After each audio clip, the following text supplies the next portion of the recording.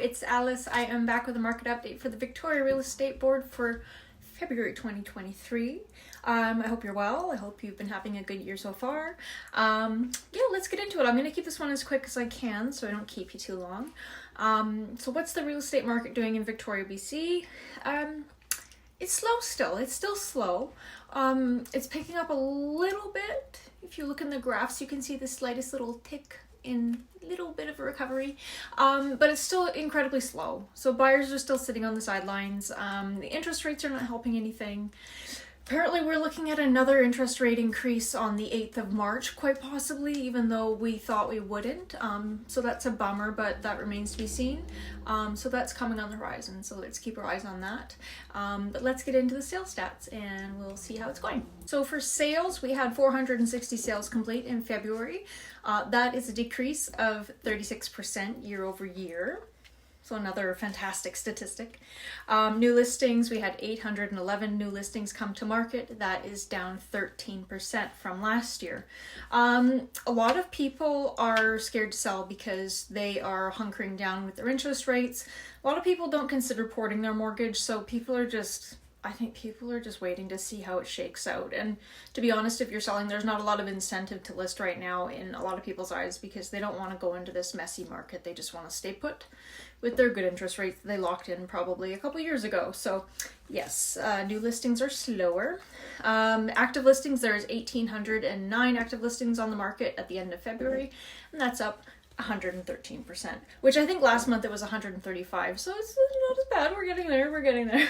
The average price for single family homes in Greater Victoria is 1.285 million roughly, and that is down 10% year over year. So that's a continuation of what we saw last month again. Single family homes, we sold 220 units in the month of February, and that's down 28.8% from last year.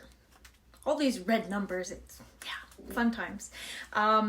Single family homes days to sell is set 37 days to sell. And that's up 206% year over year. So last year it was like 12 days to sell. Now it's 37 days to sell. And that's the average, but there are some that take like 70 days to sell. It really depends on the situation there. For condominiums in Greater Victoria, we have an average price of roughly $579,000, and that's down 14.7% year over year. Now, condo sales, we sold 161 units, which is down 28.8% versus last year. If you look in the reductions on the MLS, there's a lot of reductions for condos right now, so they're not selling so well. So price them well if you are selling a condo. Days to sell, condos are almost the same as houses. They're at 36 days to sell on average, and that's up 107% from last year. Again, some condos are sitting for months and they're canceling and relisting, so again, take that with a grain of salt. Depends on how well it's priced and if it's, in good shape or what. So yeah, condos.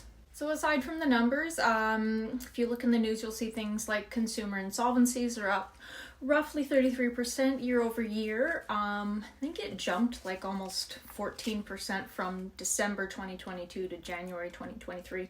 So a lot of people are using credit cards to bridge that gap in their household budget, and the inflation is kind of eating a lot of people alive, especially those that were kind of living at the end of their budget, like the top end, and that they didn't leave a lot of wiggle room.